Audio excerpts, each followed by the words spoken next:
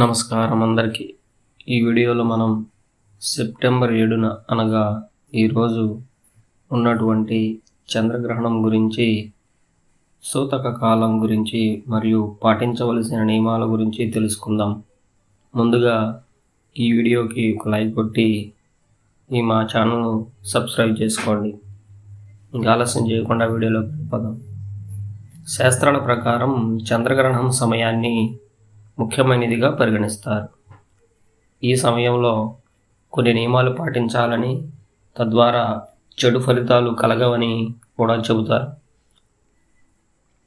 ఈ క్రమంలో చంద్రగ్రహణం రోజు ఏం చేయాలి, ఏం చేయకూడదో తెలుసుకుందాం. ఈ ఏడాది సెప్టెంబర్ నెలలో భాద్రపద మాసం పౌర్ణమి రోజున ఈ సంపూర్ణ చంద్రగ్రహణం ఏర్పడుతుంది. ఈ చంద్రగ్రహణం భారతదేశంలో కూడా కనిపిస్తుంది.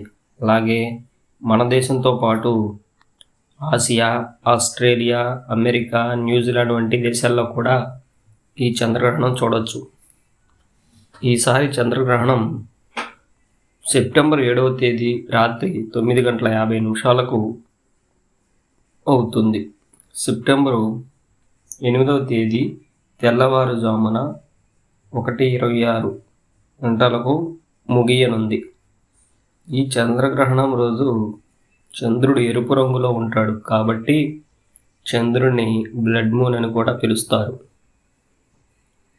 ఇది ఈ ఏడాది రెండోది గ్రహణం, అంటే చివరి చంద్రగ్రహణం. మరి సూతక కాలం ఎప్పుడో తెలుసుకుందాం. చంద్రగ్రహణం ఏర్పడడానికి 9 గంటల ముందు సూతక కాలం మొదలవుతుంది. అంటే సెప్టెంబర్ 7వ తేదీ మధ్యాహ్నం 12:57 నుంచి సూతక కాలం ప్రారంభమవుతుంది. ఈ సూతక కాలంలో ఆలయాలు తలుపులు మూసివేస్తారు, పూజలు చేయరు. గ్రహణం ముగిసిన తర్వాత ఆలయాలను, ఇంటిని శుభ్రం చేసి పూజలు చేస్తారు. మరి ఈ సమయంలో పాటించవలసిన నియమాల గురించి తెలుసుకుందాం. చంద్రగ్రహణం రోజు సూతక కాలంలో కొన్ని నియమాలు పాటించాల్సి ఉంటుంది. అవేమిటంటే, సూతక కాలంలో గ్రహణం ముగిసే వరకు ఆహారం తీసుకోరు.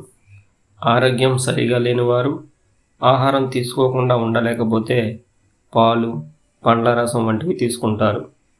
అలాగే గ్రహణానికి ముందు వండిన ఆహారంపై దర్భ, గడ్డి లేదా తులసి ఆకులు వేయడం వల్ల ఆహారం కలుషితం కాకుండా ఉంటుందని నమ్మకం. మరి ఈ సమయంలో భగవంతుని స్మరణ చేయాలో చేయకూడదో తెలుసుకుందాం. అలాగే ఈ గ్రహణం సమయంలో శుభకార్యాలు, పూజలు, దేవాలయ దర్శనాలు చేయరు. అలాగే గర్భిణీ స్త్రీలు ఈ సమయంలో చాలా జాగ్రత్తగా ఉండాలి. ఈ సమయంలో వీలైనంత వరకు భగవంతుడిని స్మరించడం, మంత్రాలను జపించడం, ధ్యానం చేయడం వంటివి మంచిది.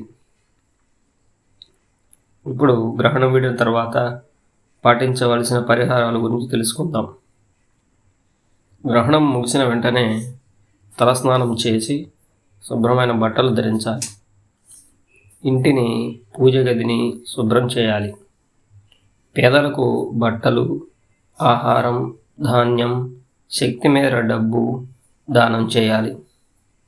సమీపంలో ఉన్న దేవాలయానికి వెళ్ళి దైవ దర్శనం చేసుకోవడం మంచి ఫలితాలను ఇస్తుంది.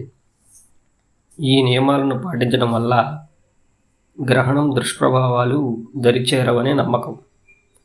అలాగే పితృపక్షం కారణంగా గ్రహణం రోజు దానం చేయడం వల్ల అనేక రెట్లు శుభ ఫలితాలు కలుగుతాయట.